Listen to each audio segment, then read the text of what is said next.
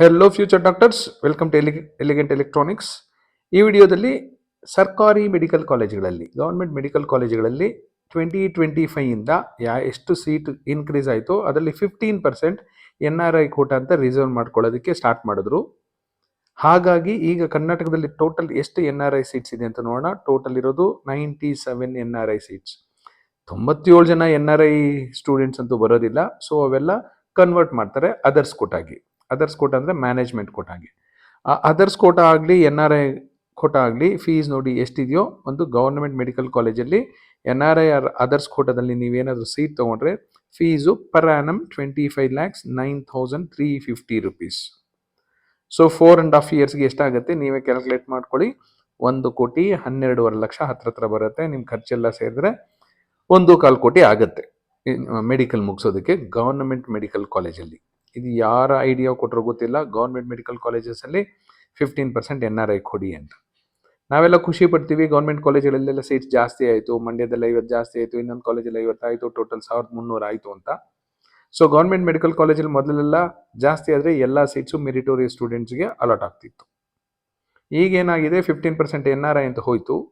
ಇನ್ನು 15% all India quota ಅಂತ ಹೋಗುತ್ತೆ. 30 ಸೀಟ್ ಅಲ್ಲೇ ಹೋದರೆ 100 ಸೀಟ್ ಜಾಸ್ತಿ ಆದರೆ 70 ಉಳಿಯುತ್ತೆ. ಈಗ ಮೆಡಿಕಲ್ ಕಾಲೇಜುಗಳು ಜಾಸ್ತಿ ಆಗ್ತಾ ಇರೋದು 50 ಸೀಟು. ಸೊ 15 ಸೀಟು ಅಲ್ಲೇ ಹೊರಟೋಗುತ್ತೆ. ಇನ್ನು ಉಳಿಯೋದು 35 ಸೀಟು ಆ ಕಾಲೇಜಲ್ಲಿ. ಆ 35 ಸೀಟು ಡಿಫ್ರೆಂಟ್ ಕ್ಯಾಟಗರಿಗೆ ಅಂತೆಲ್ಲ ಡಿವೈಡ್ ಮಾಡ್ತಾರೆ. ಹಾಗಾಗಿ ಕಟ್ ಆಫ್ ತುಂಬ ಏನು ಡ್ರಾಪ್ ಆಗೋದಿಲ್ಲ. ತುಂಬ ಜನ ಹೇಳ್ತಿರ್ತಾರೆ ಈ ಕಾಲೇಜಲ್ಲಿ 50 ಸೀಟ್ ಜಾಸ್ತಿ ಆಯಿತು, ಈ ಕಾಲೇಜಲ್ಲಿ 100 ಸೀಟ್ ಜಾಸ್ತಿ ಆಯಿತು, ಕಟ್ ಆಫ್ ಡ್ರಾಪ್ ಆಗಿಬಿಡುತ್ತೆ ಅಂತ. ಸೊ ನೀವು ಕ್ಯಾಟಗರಿ ವೈಸ್ ಎಲ್ಲ ಡಿವೈಡ್ ಮಾಡಿದಾಗ 4, 5, 6 ಸೀಟು ಅಂತೆಲ್ಲ ಡಿವೈಡ್ ಆಗಿರುತ್ತೆ. ಸೊ ಈಗ ಕಾಂಪಿಟೇಷನ್ ಎಲ್ಲ ಜಾಸ್ತಿ ಇರೋದ್ರಿಂದ ಕಟ್ ಆಫ್ ಲಾಸ್ಟ್ ಇಯರ್ ಅಷ್ಟು ಮೇಂಟೈನ್ ಮಾಡಿದ್ರೇ ಗ್ರೇಟ್ ಅಂತ ನಾವು ಅನ್ಕೋಬಹುದು. ಹಾಗಾಗಿ 2025 ರೌಂಡ್ 2 ಕಟ್ ಆಫ್ ಏನಾದರೂ ಮೇಂಟೈನ್ ಮಾಡಿದ್ರೆ ಇಟ್ಸ್ ವೆಲ್ ಆ್ಯಂಡ್ ಗುಡ್. ಎಷ್ಟು ಕಾಲೇಜುಗಳಲ್ಲಿ ಎಷ್ಟು ಸೀಟ್ಸ್ ಇದೆ ನೋಡೋಣ. ಅಟಲ್ ಬಿಹಾರಿ ವಾಜಪೇಯಿಯಲ್ಲಿ 7 ಸೀಟ್ ಇದೆ. ಯಾರಿಗಾದ್ರೂ ಇಂಟ್ರೆಸ್ಟ್ ಇದೆ ತಗೋಬಹುದು. 25 ಲಕ್ಷ ಪರ್ ಆ್ಯನಮ್ ಕಟ್ಟೋ ಕೆಪಾಸಿಟಿ ಇದ್ರೆ ಅಟಲ್ ಬಿಹಾರಿ ವಾಜಪೇಯಿಯಲ್ಲಿ ಅಡ್ಮಿಷನ್ ತಗೋಬಹುದು. MMC Mysuru 8, KIMS Hubli 8, Mandya 8, Hassan 7, Belagavi 7, Gulbarga 7, VIMS Ballari 8, Bidar institute of medical sciences 7, Chikkaballapur 7, Koppal 8, Raichur 7, Karwar 8, total 97.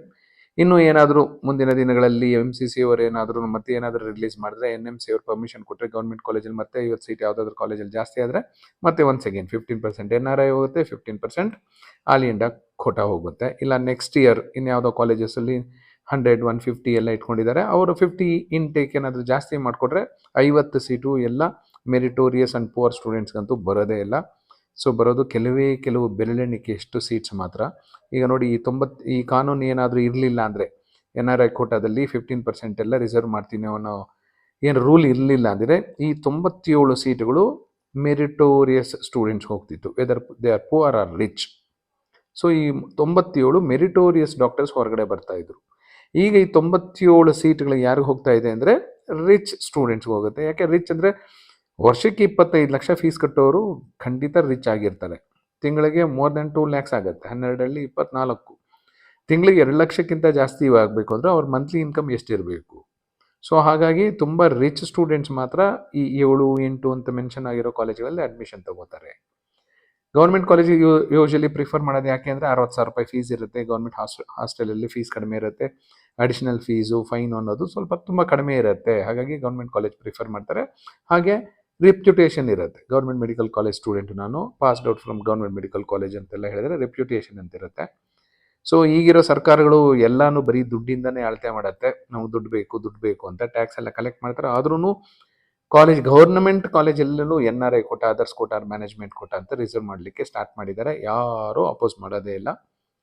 ಸರ್ಕಾರಿ ಗೌರ್ಮೆಂಟ್ ಮೆಡಿಕಲ್ ಕಾಲೇಜು ಇಲ್ಲ ಸರ್ಕಾರಿ ಸ್ಕೂಲ್ಗಳಲ್ಲಿ NRI ಕೋಟಾ ಅದು ಇದು ಅಂತಿಟ್ಟು ಜಾಸ್ತಿ ದುಡ್ಡು ಮಾಡೋದಕ್ಕೆ ಗೌರ್ಮೆಂಟು ಮೆಡಿಕಲ್ ಕಾಲೇಜಸ್ಸು ಸ್ಟಾರ್ಟ್ ಮಾಡಬಾರ್ದು.